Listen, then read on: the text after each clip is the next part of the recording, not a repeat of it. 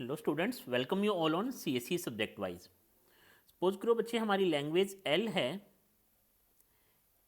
ए की power M, B की power N, C की power K, such that K is equal to M plus N, where M comma N comma K is greater than equal to one. Right, इस language को बच्चे हम कैसे लिख सकते हैं? इस लैंग्वेज को हम ए की पावर एम, बी की पावर एन, सी की पावर एम प्लस एन भी लिख सकते हैं। राइट, तो कंडीशन क्या है बच्चे हमारी? Number of A plus number of B is equal to number of C.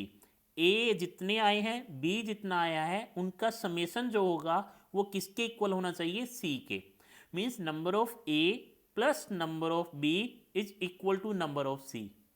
अब बच्चे इसमें ए कम हो सकते हैं, ए ज़्यादा हो सकते हैं, बी कम हो सकते हैं, बी ज़्यादा हो सकते हैं। राइट, ऐसी कोई कंडीशन नहीं है कि ए और बी दोनों इक्वल पार्ट में आए। बट बच्चे कंडीशन क्या है? Number of A plus number of B is equal to number of C. Right, तो ए और बी का कंपैरिजन किससे है बच्चे? सी से है। तो सपोज करो बच्चे एक स्ट्रिंग है हमारी। इस प्रॉब्लम को सोल्व करने का लॉजिक क्या रहेगा बच्चे? एक स्ट्रिंग है हमारी ए बी बी बी, ये number of A plus number of B कितना हुआ बच्चे? 5। तो 5 टाइम ही हमारे पास सी आना चाहिए। Right, then end of the string dollar. तो बच्चे number of A plus number of B is equal to number of C. Logic क्या रहेगा? इनिशियली हमारे पास क्या है? जेड नोट स्टैक में। अब Z naught on A, input A आया, top of the stack Z naught था, तो जितना भी ए आए, जितने भी बी आए, आपने क्या किया है बच्चे? उनको स्टैक में पुश ऑपरेशन परफॉर्म किया है। क्योंकि ए और बी का कंपैरिजन किसके साथ है? सी के साथ है। तो ए और बी को होल्ड करके रखना होगा। हमने स्टैक में होल्ड करके रखा। बट कंडीशन क्या है बच्चे? पहले ए आए, उसके बाद में बी आए। आ कितने भी सकते हैं ए और बी, बट पहले ए आए, उसके बाद में बी आए। राइट, तो अब क्या आया बच्चे? सी। इनपुट क्या आया? सी। जैसे ही सी आएगा तो टॉप ऑफ द स्टैक हमेशा क्या होगा? बी होगा। और क्यों होगा? क्योंकि कंडीशन क्या है? M N K greater than equal to one है। It means at least one A, one B, one C जरूर होगा। अगर हम जीरो करते हैं तो ये बच्चे एम्प्टी स्टैक मेथड से नहीं हो पाएगा। क्यों? क्योंकि प्रीफिक्स प्रॉपर्टी फॉलो नहीं करेगा। क्या है प्रीफिक्स प्रॉपर्टी? उस पर ऑलरेडी वीडियो बना रखा है। अब बच्चे जैसे ही सी आया तो सी का किसके साथ कंपैरिजन है? बी और ए के साथ। तो हर एक चीज़ को पॉप कर दो, क्योंकि अब इक्वलिटी का कंपैरिजन है। नंबर ऑफ सी कितने होने चाहिए? Equal to. राइट, तो सी आया, top of the stack B है, पॉप कर दो। नेक्स्ट सी आया, top of the stack B है, पॉप कर दो। नेक्स्ट सी आया, top of the stack B है, पॉप करो। नेक्स्ट सी आया, top of the stack A है, पॉप करो। नेक्स्ट सी आया, top of the stack A है, पॉप करो। अब अगर कोई सी आता है but top of the stack Z note है, तो क्या हो जाएगा बच्चे? सी ग्रेटर हो जाएंगे। Number of K is greater than M plus N का कंडीशन हो जाएगा। राइट, तो अब क्या आया बच्चे? डॉलर। जब डॉलर आए और जेड नोट है तो इक्वल है बच्चे। इसको भी पॉप कर दो। तो लॉजिक क्या है बच्चे? ध्यान से देखना, यहां पे स्टेट क्यों चेंज हो रही है, कैसे हो रही है। सबसे पहले हमेशा क्या आएगा? ए ऑन जेड नोट। जब स्टैक में कुछ नहीं था, जेड नोट था, तो इनपुट ए आया, तो आपको क्या ऑपरेशन परफॉर्म करना है बच्चे? स्टैक में पुश ऑपरेशन परफॉर्म करना है। तो ये ए स्टैक में आ चुका है। अब आया बच्चे सेकंड ए इनपुट आया, टॉप ऑफ द स्टैक क्या है? अब इस टाइम पे हमारा जो स्टैक का स्टेटस है बच्चे, वो कुछ ऐसा है। राइट, इनपुट आया A, top of the stack है ए, तो हमें क्या करना है? इस चीज़ को भी पुश ऑपरेशन परफॉर्म करवाना है। राइट, अब आया बच्चे बी। अब देखो बच्चे, यहां पे आपको ये डाउट आ सकता है कि सर बी आए तो नेक्स्ट स्टेट पे जाऊं या इसी स्टेट पे रहूं। राइट, तो आपने क्या लिखा? बी ऑन ए। आप नेक्स्ट स्टेट पे भी जा सकते हो, बट मैं इसी स्टेट पे रह रहा हूं। क्यों बच्चे? बी ऑन ए, बी ए। तो बच्चे क्या हुआ? ये ए पहले से ही आ चुका था, बी ऑन ए, तो बी को पुश ऑपरेशन परफॉर्म किया। नेक्स्ट बी ऑन बी, तो बी ऑन बी को भी क्या कर दिया बच्चे? स्टैक में पुश ऑपरेशन परफॉर्म कर दिया। राइट, नेक्स्ट बच्चे नेक्स्ट बी आया, B on B, again B को बी ऑन बी स्टैक में पुश ऑपरेशन परफॉर्म करना है, कर दिया। अब आया बच्चे सी।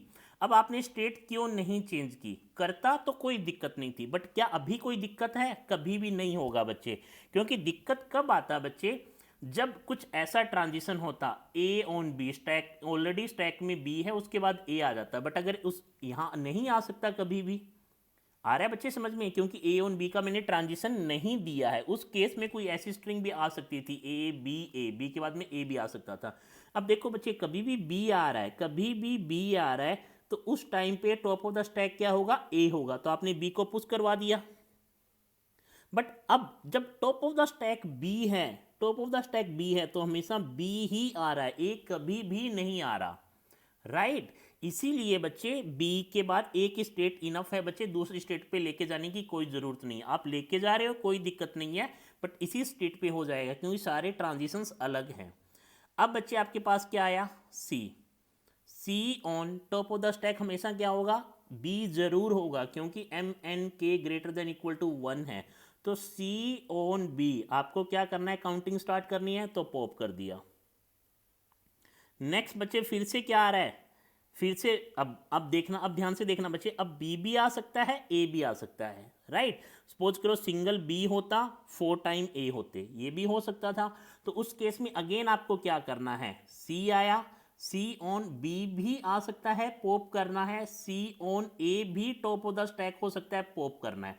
अब आपका केस यहाँ आ सकता है कि सर फिर तो ऐसा भी हो सकता, क्योंकि आपने ये लूप एक ही जगह लिया है, तो सर ऐसा भी हो सकता है कि जब इनपुट सी आया पहले बी आ जाए, फिर नेक्स्ट इनपुट आया फिर ए आ जाए स्टैक में, फिर नेक्स्ट सी आया फिर से बी आ जाए, फिर डॉलर हुआ तो जेड नोट। बट बच्चे कभी भी स्टैक में ये स्ट्रक्चर तो रहेगा ही नहीं कि बी के बाद में ए आए, ए के बाद में बी आए, नहीं, ए के बाद में ही हमेशा बी आएगा, बी के बाद में ए कभी नहीं आ सकता। तो इसीलिए ये बच्चे सी ऑन ए, क्योंकि हमें पता है कि ये नेक्स्ट स्टेट पे जाने की जरूरत नहीं है, क्योंकि बच्चे ये स्ट्रक्चर आएगा ही नहीं इन ट्रांजिशन से कभी, राइट? तो आप लूप लगा रहे, लूप का मतलब क्या होता है? पहले ये आ जाए, फिर ये आ जाए, फिर ये आ जाए, फिर ये आ जाए, किसी भी ऑर्डर में हो सकता है। बट बच्चे हमने लूप में इसीलिए लिखा है क्योंकि हमें कंफर्म था कि यहाँ पे बी के बाद में स्टैक में ए कभी भी नहीं होगा, बी के ऊपर ए कभी भी नहीं होगा।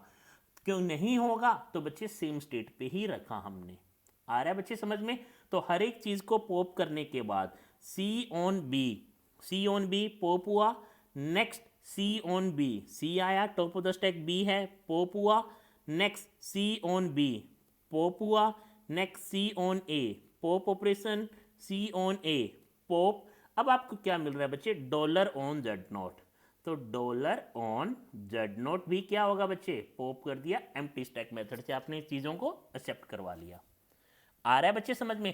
तो अब देखो यहाँ पे आपने सेम स्टेट पे रखा, अगर हम दूसरी स्टेट पे करें तो क्या होगा बच्चे? ए और बी के ट्रांजिशन तो बहुत सिंपल है, A on Z naught, A Z naught, A on A, जब ए आया तो स्टैक में जेड नोट था, तो आपने पुश ऑपरेशन परफॉर्म करा दिया, उसके बाद फिर से ए आए, फिर से ए को पुश ऑपरेशन परफॉर्म करा दिया, फिर B on B, B A, next बच्चे बी ऑन बी आ जाएगा, क्योंकि ऑलरेडी बी इनपुट आया, A top of the stack था, तो आपने स्टैक में बी को पुश करवा दिया, तो अब टॉप ऑफ द स्टैक आपका क्या बन गया? बी। तो बी इनपुट आया, B top of the stack है, बी ऑन बी, ये बार बार चलता रहेगा।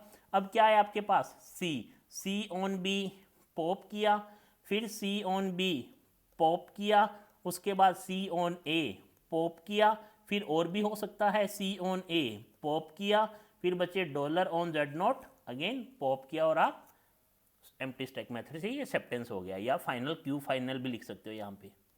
आ रहा है बच्चे समझ में? तो ऐसे भी कर सकते हो, ये भी राइट है, बट अबव वाला कंसेप्ट भी राइट है, जो कि आपको सीखना है बच्चे, राइट? मिलते हैं नेक्स्ट वीडियो में। Thank you so much.